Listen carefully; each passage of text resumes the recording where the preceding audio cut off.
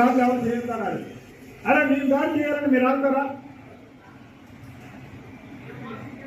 నేను మీ మీద దాడి చేయాలని ఆగుతారా మీరు? కాబట్టి మీకు చెప్తున్నాయిక మీకు ఇచ్చిన టైం అయిపోయింది. మీరు ఆ టైంని సద్వినియోగం చేసుకొని భార్య పిల్లలతో పారిపోవడం పండి మీరు వదిలేస్తాం. అంతేగాని మీరు పిచ్చి పిచ్చి వేసారేసి చంద్రబాబు గారి గురించి ఒక్కసారి కానీ నువ్వు మాట్లాడితే ఎవరు మాట్లాడినా విజయవాడలో ఇది రాజధాని, విజయవాడ రాకుండా ఎవడు ఉండడు. ఎవరిని విజయవాడ వదిలిపెట్టేది చంద్రబాబు గారి మీద పిచ్చి పిచ్చి ఒకడు వాళ్ళకి. నేను ఓపెన్గా చెప్తున్నా, ఒకసారి మీడియా మిత్రులు కూడా పరీక్షించుకోండి. ప్రభుత్వం వచ్చిన తర్వాత నేను కానీ నా మిత్రులు కానీ ఇక్కడ ఉన్న వాళ్ళు ప్రతిరోజు మీ వీడియోలో చూపిస్తారు. ఏ ఒక్క వ్యక్తిని ఎవరి మీద దాడి చేసాము మేము? ఎవరి మీద దాడి చేయాల?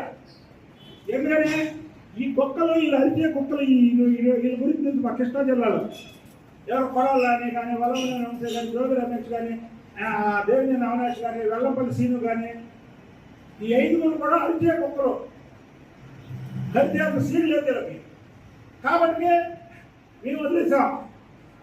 ఇదే తెలిసారు రాని అలాగే మళ్ళీ ఇంకా అడుగుతున్నారు. పిచ్చుకుంటారు మరీ వావర్ గారు ఏం చేస్తాయని చెప్తాయని లాల్ పెట్టి పడతారు. అలా చేస్తాం మేము కూడా చెప్తున్నాయి.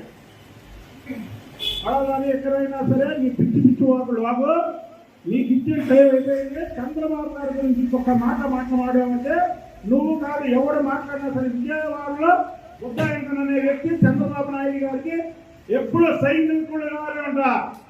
నేనేదో ఎమ్మెల్యే అవ్వలేదు, ఎంపీ అవ్వలేదు, బుద్ధాయంకన్ ఉన్నాడు అనుకుంటున్నారే మీరు? అవన్నీ నచ్చాయి. అది చంద్రబాబు నాయుడు గారు ముఖ్యం. చంద్రబాబు నాయుడు గారి ఫ్యామిలీ ముఖ్యం.